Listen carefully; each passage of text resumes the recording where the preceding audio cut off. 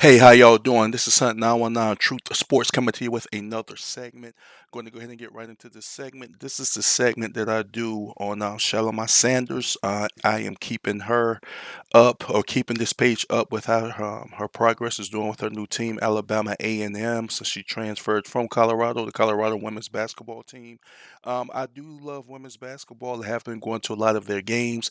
A person in the comment section actually checked me in a good way, saying that I do good updates from Shalimar, but I claim I like women's basketball, and I have not really talked about women's basketball recently, and I am working on something for that. So look forward to that because I do love women's basketball, and I'm going to talk about it more. So let me get right into this. I'm going to cover her last 7 games.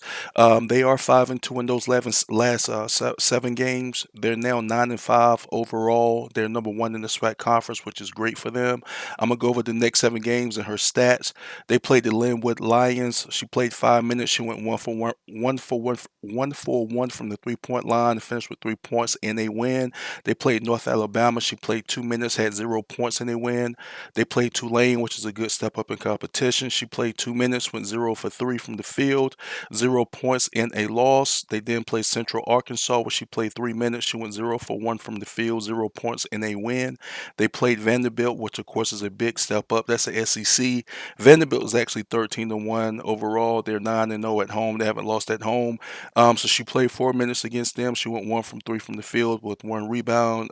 She got 2 points. They lost that game. They then played Mississippi Valley State, where she played 5 minutes. She went 1 for 1 for 2 points, 1 assist, in a win.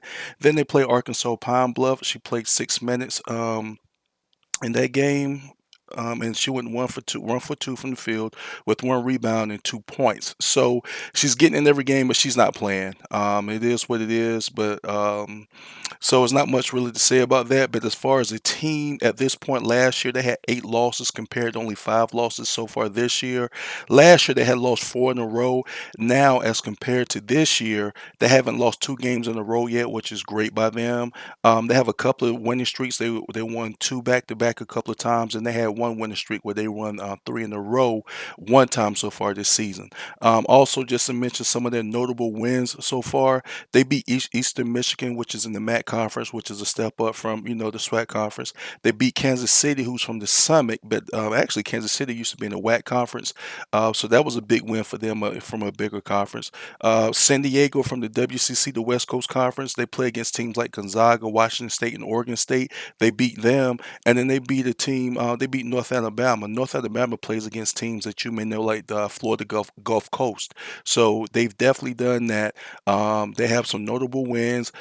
They play Jackson State tomorrow. Coach Prime's actually her old school. She played at Jackson State before she transferred to Colorado, so they'll be playing them tomorrow, if I'm not mistaken, at Jackson State. So that'll be a good home going for her.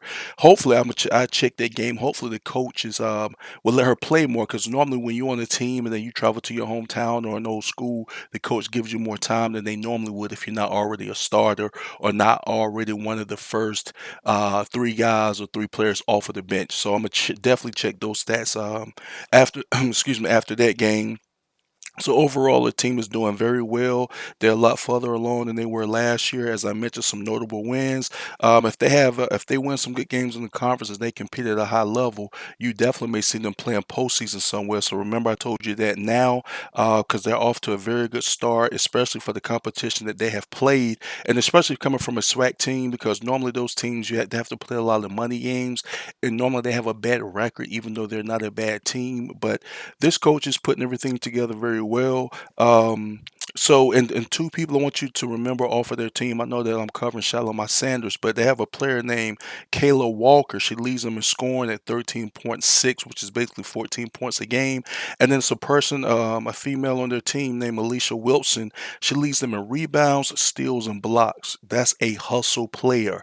I'm trying to get more film so I can really, kind of tone in and really see how she plays.